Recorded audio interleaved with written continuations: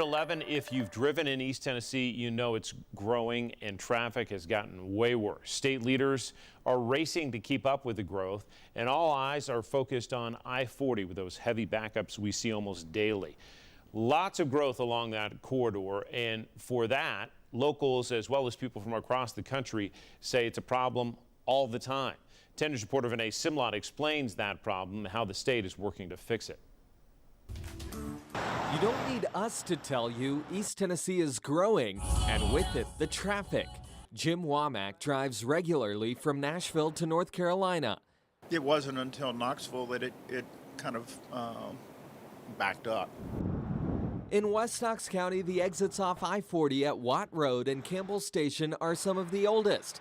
TDOT planners estimate tens of thousands of cars use those every day, and they say traffic could double over the next 20 years. It's one thing to have a little bit of a slowdown, but you don't want consistent stop-and-go traffic.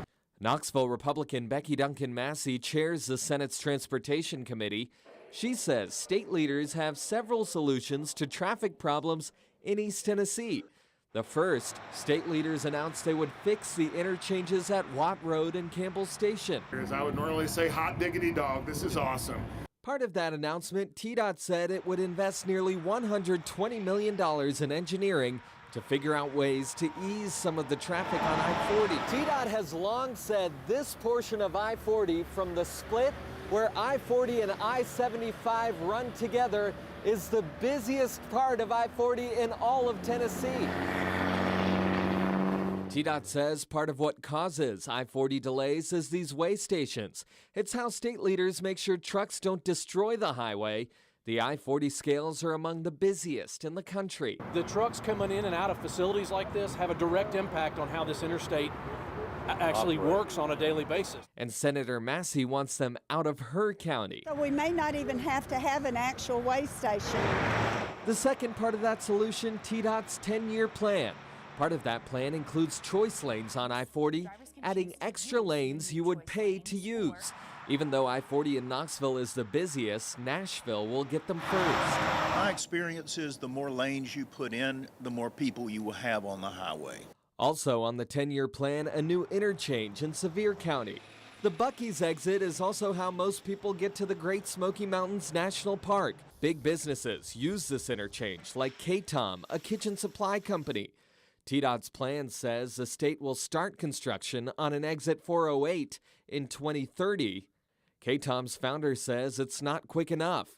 In a statement, she says we're not happy about it, but we are happy to have a path forward with a defined timeline. And number 3, the often discussed but never constructed Knoxville bypass. It's not on the 10-year plan. I've had discussions and talked about a bypass study for probably 4 or 5 years with TDOT. It would take traffic around Knoxville instead of putting it on I-40 through the city. Regardless of what happens, the changes could take time and lead to years of congestion on East Tennessee roads.